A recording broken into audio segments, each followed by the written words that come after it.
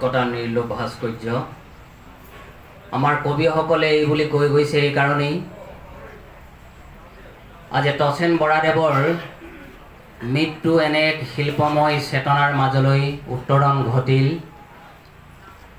আৰু সেই কাৰণে ইমান ধুনীয়া পৰিৱেশ ইমান ধুনীয়া মাংগলিক পৰিৱেশ ইমান ধুনীয়াকৈ সজাই পৰাই তোলা হৈছে অসম চৰকাৰে ৰাজ্যিক মৰ্যাদাৰে তেখেতক শ্ৰদ্ধাঞ্জলি জ্ঞাপন কৰিলে ভকত বৈষ্ণৱসকলে ক্ৰীড়া সংগঠকসকলে নাহৰকটীয়া ফুটবল একাডেমি ক্ৰীড়া সন্থা সমগ্ৰ অসমৰ বিভিন্ন প্ৰান্তৰ তচেন বৰাদেৱৰ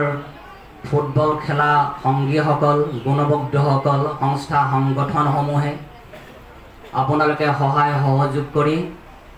মৃত্যুৰ চেতনাক এক শিল্পময় চেতনালৈ ৰূপান্তৰ ঘটালে তাৰ বাবে প্ৰতিগৰাকীলৈকে গভীৰ শ্ৰদ্ধা আমি কৃতজ্ঞতা জ্ঞাপন কৰিছোঁ আপোনালোক সকলোৱে জানেই যে প্ৰি অলিম্পিয়ান ফুটবল সম্ৰাট বৈকুণ্ঠী তচেন বৰাদেৱৰ বিষয়ে নিশ্চয় বিশেষ একো কথা ক'ব লগা নাথাকে আজিৰ এই বৈষ্ণৱসকলৰ উপস্থিতিত বন্তি প্ৰজ্বলনেৰে কাৰ্যসূচী শুভাৰম্ভ কৰা এই অনুষ্ঠানত আমাৰ নাহৰকটীয়া সমষ্টিৰ মাননীয় বিধায়ক তৰংগ গগৈ ডাঙৰীয়া টিংখং সমষ্টিৰ প্ৰাক্তন বিধায়ক অনুপ ফুকন ছাৰকে প্ৰমুখ কৰি আমাৰ পুলিন দিহিঙীয়া ছাৰ অসমৰ বিভিন্ন প্ৰান্তৰ পৰা অহা গুণমুগ্ধ খেলুৱৈসকল ৰাষ্ট্ৰীয় আন্তঃৰাষ্ট্ৰীয় ৰাজ্যিক খেলুৱৈসকল আপোনালোক সকলোকে এই অনুষ্ঠানলৈ স্বাগতম জনাই আমি প্ৰথমেই তচেন বৰাদেৱৰ পৰিয়ালবৰ্গলৈ আমাৰ গভীৰ শ্ৰদ্ধা আৰু সমবেদনা জ্ঞাপন কৰিছোঁ বেছি দেৰি আমি নকৰোঁ আপোনালোকে সকলোৱে শ্বৰ্ট প্ৰফাইল অফ তচেন বৰা সংক্ষিপ্ত জীৱনপঞ্জী আপোনালোকে দেখিছে যে এইগৰাকী আচলতে এতিয়া নিতালে নীৰৱে শুই থকা তচেন বৰাই সমগ্ৰ পৃথিৱীখন জিনিবৰ কাৰণে দুভৰীৰ যাদুৱে কেনেকৈ বিশ্বক চমক খুৱাইছিল সেই কথা এবাৰ মনত পেলাওক এই যে চাচনি মৌজাৰ বৰবাম গাঁৱৰ পৰা তেতিয়া হয়তো দুই নং বৰবাম বুলি গাঁও নাছিল সেই বৰবাম গাঁৱৰ পৰা শস্য শ্যামলা পথাৰৰ পৰা দুভৰীৰ যাদুৰে বিশ্বখনক জয় কৰিবৰ কাৰণে যি বিপুল হেঁপাহ উদ্যম আৰু প্ৰেৰণা লাভ কৰিছিল এইজন তচেন বৰাই আৰু সেইকাৰণে প্ৰি অলিম্পিয়ান ফুটবলাৰ হিচাপে আন্তঃৰাষ্ট্ৰীয় ফুটবলাৰ হিচাপে তচেন বৰাই নিজক প্ৰতিষ্ঠা কৰিলে ভাৰতবৰ্ষলৈ গৌৰৱ কঢ়িয়াই লৈ আহিল অসম মাতৃলৈ গৌৰৱ কঢ়িয়াই লৈ আহিল নিজৰ এই সমগ্ৰ অঞ্চললৈ গৌৰৱ কঢ়িয়াই লৈ আহিল এতিয়া কণ কণ ছাত্ৰ ছাত্ৰীসকলে নামৰূপতেই হওক নাহৰকটীয়াতে হওক অসমৰ বিভিন্ন স্থানতেই হওক এইগৰাকী মহাগুৰুৰ নেতৃত্বত প্ৰশিক্ষণত ফুটবল শিকি আছিল আৰু সেইসকল এতিয়া নিথৰুৱা হৈছে অভিভাৱকহীন হৈছে সেইসকলক আপোনালোক থকা আন্তঃৰাষ্ট্ৰীয় ৰাষ্ট্ৰীয় ৰাজ্যিক আঞ্চলিক খেলুৱৈসকলে সেইসকল শিশুক আপোনালোকে আগবঢ়াই লৈ যাব লাগিব প্ৰথম প্ৰতিজ্ঞা হ'ব লাগে আজিৰ এই অনুষ্ঠানটোৰ জৰিয়তে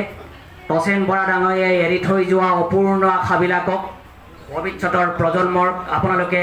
বিশ্ব দৰবাৰলৈ তুলি লৈ যোৱাৰ কাৰণে তেওঁলোকক কেনে যত্নপৰতাৰে আপোনালোকে আগবঢ়াই লৈ যাব এই কথাখিনি হওক আমি সেইকাৰণে আহ্বান জনাওঁ যে প্ৰি অলিম্পিয়ান ফুটবল সম্ৰাট বৈকুণ্ঠী তচেন বৰাদেৱৰ শ্ৰদ্ধাঞ্জলি অনুষ্ঠানত আপোনালোক উপস্থিত আছে সকলোৱে আৰু মাত্ৰ কেইটামান মুহূৰ্তৰ পিছতেই স্মৰণিকাখন প্ৰকাশ হৈ আহিছে উন্মোচন হ'ব উন্মোচন কৰিবৰ কাৰণে বিশেষ এগৰাকী দক্ষ বিখ্যাত খেলুৱৈক ইয়ালৈ আমন্ত্ৰণ কৰি আনিছে সেইগৰাকী খেলুৱৈ আৰু মাত্ৰ কেইটামান মুহূৰ্তৰ ভিতৰতেই আজিৰ এই স্মৰণিকাখন উন্মোচন কৰিব তাৰপিছতে আমাৰ স্থানীয় বিধায়ক তৰংগ গগৈ ডাঙৰীয়াই তেখেতৰ ভাষণ প্ৰদান কৰিব পৰম শ্ৰদ্ধাভাজন ৰাইজ আপোনালোক সকলোৱে জানে যে আমি যদি সাধাৰণ ভাষাত ক'বলৈ যাওঁ আজিকালি সাধাৰণ ভাষাই হ'ল শ্ৰীমদ ভাগৱত গীতাত এটা কথা কোৱা হৈছে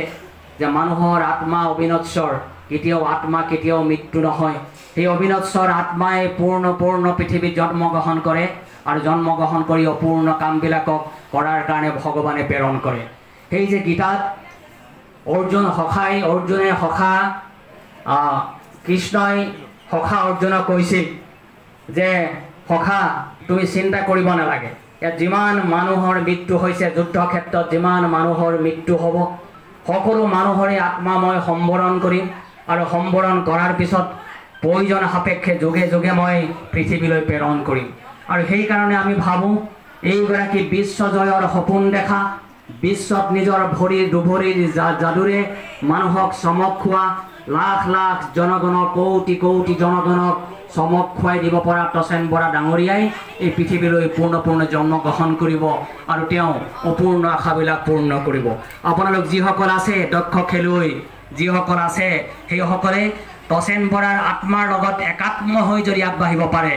এতিয়া ক্ষীৰেশ্বৰ হাজৰিকাদেৱৰ নাম ইয়াত প্ৰকাশ হৈছে যে তচেন বৰাদেৱক আগবঢ়াই লৈ যোৱাৰ বাবে ক্ষীৰেশ্বৰ হাজৰিকা ডাঙৰীয়াই কিমান চেষ্টা কৰিছিল, আশা কৰিছিল। আমাৰ নাহৰকটীয়া উচ্চতৰ মাধ্যমিক বিদ্যালয়ৰ আমাৰ অৱসৰপ্ৰাপ্ত প্ৰতিষ্ঠাপক সেই সময়ৰ প্ৰধান শিক্ষক ডাঙৰীয়াই ছাৰে কিমানভাৱে তেখেতক উৎসাহ যোগাইছিল, প্ৰেৰণা যোগাইছিল, এই কথাখিনি আপোনালোকে সকলোৱে নিশ্চয় জানে। এনে বিৰাট এক প্ৰেৰণাৰ ফলত তচেন বৰা ডাঙৰীয়াই যেতিয়া আমি লগ পাওঁ তেতিয়া মোক ধেমালিতে আমাৰ ছাৰ আহিছে বুলি মোক কয়। আমি লাজতে মূৰটো তললৈ দুৱাওঁ আৰু তেতিয়া তেখেতৰ লগত আমি কথা পাতোঁতে গম পাওঁ যে নিজৰ সেই শস্য শ্যামলা পথাৰখনৰ আলিবাটৰ পৰা সমগ্ৰ জয়পুৰ নাহৰকটীয়া এনেকৈ হৈ ৰাতিপুৱাই 8 পাক 9 পাক 12 পাকলৈকে আমি দৌৰ মাৰোঁ জুতি, এই বুলি কৈছিল যে নিজৰ শস্য শ্যামলা চাচনিৰ সেই পথাৰখনৰ পৰা জয়পুৰ নাহৰকটীয়া এনেকৈ চাচনি হৈ 12 পাক একেৰাহে দৌৰ মৰা মানুহ কষ্ট আৰু সাধনাৰ ফলত নিজৰ চেতনাৰ ফলত তচেন বৰা ডাঙৰীয়াই সমগ্ৰ বিশ্বক জিনাৰ কাৰণে সপোন দেখিছিল।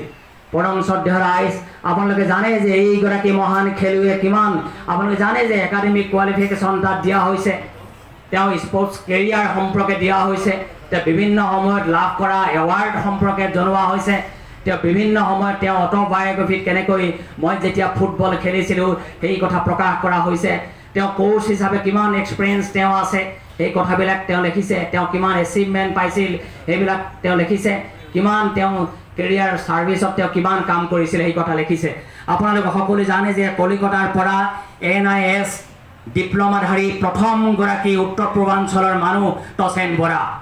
NIS কোৰ্চত তেতিয়ালৈকে কোনো মানুহে অসম আৰু উত্তৰ পূৰ্বাঞ্চলত নিজৰ কৃতিত্ব লাভ কৰিব পৰা নাছিল। তচেন বৰা ডাঙৰীয়া হৈছে প্ৰথমগৰাকী মানুহ, প্ৰথমগৰাকী খেলুৱৈ যি NIS কলিকতাৰ পৰা ডিপ্ল'মা লাভ কৰিছিল। এই সমগ্ৰ কথা ইয়াত লেখা আছে। মই আপোনালোকক বেছি দেৰি নকৰোঁ যে সমগ্ৰ আকাশখনে দি যোৱা বিশালতাৰ সেই মহাকোণত থিয় হৈ আপোনালোকে ভকত বৈষ্ণৱৰ ভক্তি মাৰ্গৰ সেই ৰকেৰে পৰিপূৰ্ণ হোৱা আজিৰ এই বিৰাট পবিত্ৰ অনুষ্ঠানটোৱে কেইটামান মুহূৰ্তৰ পিছতেই হৰিনামৰ ধ্বনিৰে গায়ন বায়নে আকাশ বতাহ কঁপাব আৰু তেতিয়া এইগৰাকী মহান স্ৰষ্টাৰ আদৰ্শ সম্প্ৰসাৰিত হ'ব। যিসকল গুণমুগ্ধই দায়িত্বহীৰে এই সমগ্ৰ অনুষ্ঠানটো কিমান বৰ্ণময় কৰি তুলিছে, শিল্পসন্মত কৰি তুলিছে, দেহে কেহে কষ্ট কৰিছে, মই তেখেতসকললৈ প্ৰণাম জনাইছোঁ আৰু পৰিয়ালবৰ্গৰ সহযোগৰ বাবে তেখেতসকলক গভীৰ শ্ৰদ্ধা আৰু কৃতজ্ঞতা জ্ঞাপন কৰিছোঁ। আমি লগে লগে আলোচনীখন উন্মোচনৰ কাৰণে আমি আগবাঢ়িব খুজিছোঁ। হৈছে আজি কেইবাদিনৰ পৰা মাননীয় স্বাধীন ডেকা ৰজা ডাঙৰীয়াৰ কথা প্ৰকাশ হৈ ওলাইছে। স্বাধীন ডেকা কথা আপোনালোক সংগঠকসকল আছে, খেলুৱৈসকল আছে, ৰাষ্ট্ৰীয় আন্তঃৰাষ্ট্ৰীয় খেলুৱৈসকল আছে, সংগঠকসকল আছে, বিশ্ববিদ্যালয় আছে, অন্যান্য আপোনালোক সকলোৱে লগ হৈ তচেন বৰা ডাঙৰীয়াৰ ভৰিৰ যাদুৰ যি জাগৰণ, এই জাগৰণক যাতে চিৰযুগমী আমি কৰিব পাৰোঁ তাৰ কাৰণে সকলোৱে চেষ্টা কৰিব লাগিব। আপোনালোক সকলোলৈকে গভীৰ শ্ৰদ্ধা কৃতজ্ঞতা জ্ঞাপন কৰি এই অনুষ্ঠানৰ সামৰণি ফালে যাত্ৰা আমি আৰম্ভ কৰিছোঁ। আপোনালোক প্ৰত্যেকৰে ওচৰলৈ মাইক্ৰফোনটো মই লৈ যাব লাগিছিল, সময় নাটনিৰ কাৰণে পৰা নাই, তাৰ কাৰণে আপোনালোকে দুখ প্ৰকাশ কৰিছোঁ, আপোনালোকে ক্ষমা কৰিব। ভকত বৈষ্ণৱসকলেও তেখেতসকলৰ মাংগলিক হৰিধ্বনি দিয়াৰ কাৰণে অপেক্ষা কৰি আছে। আমি পুনৰ মাননীয় তচেন বৰা ডাঙৰীয়ালৈ গভীৰ শ্ৰদ্ধাঞ্জলি জ্ঞাপন কৰিছোঁ। আমাৰ উদ্যোক্তাসকলৰ ফালৰ পৰা কুসুম বৰতাৰে ডাঙৰীয়াকে ধৰি সকলোকে গভীৰ শ্ৰদ্ধা কৃতজ্ঞতা জ্ঞাপন কৰি আমাৰ এই গ্ৰন্থখন প্ৰকাশ কৰাৰ সময়ত দুলীয়াজান বৰডুবি কলেজৰ অধ্যাপক সহকাৰী অধ্যাপক মনোজ দত্তই, দুলীয়াজানৰ মনোজ দত্তই আমাক দিনে ৰাতিয়ে সহায় কৰি দিলে। মনোজ দত্তলৈ আমি এই সুযোগতে আকৌ আমি ধন্যবাদ জনাইছোঁ, কৃতজ্ঞতা জনাইছোঁ। আমাৰ মাননীয় পুতুল সোণোৱাল ডাঙৰীয়াই দুলীয়াজানৰ খবৰটো লৈ যাব যে মনোজে গোটেই দিনে ৰাতিয়ে কষ্ট কৰি দিয়াৰ কাৰণে আজি এই অনুষ্ঠানে তেওঁলোক কৃতজ্ঞতা জ্ঞাপন কৰিছে। পুনৰ আপোনালোক সকলোলৈকে গভীৰ শ্ৰদ্ধা কৃতজ্ঞতা জ্ঞাপন কৰি আজি এই অনুষ্ঠানৰ সামৰণি মাৰিবৰ কাৰণে মই মাননীয় সভাপতি কুসুম বৰতাৰে গগৈদেৱলৈ মাইক্ৰফোন আগবঢ়াই দিছোঁ। নাহৰকটীয়া ফুটবল একাডেমী ক্ৰীড়া সন্থা সমগ্ৰ অসমৰ বিভিন্ন প্ৰান্তৰ তচেন বৰাদেৱৰ ফুটবল খেলা সংগীসকল গুণবদ্ধসকল সংস্থা সংগঠনসমূহে আপোনালোকে সহায় সহকাৰৰ মাননীয় মুখ্যমন্ত্ৰীৰ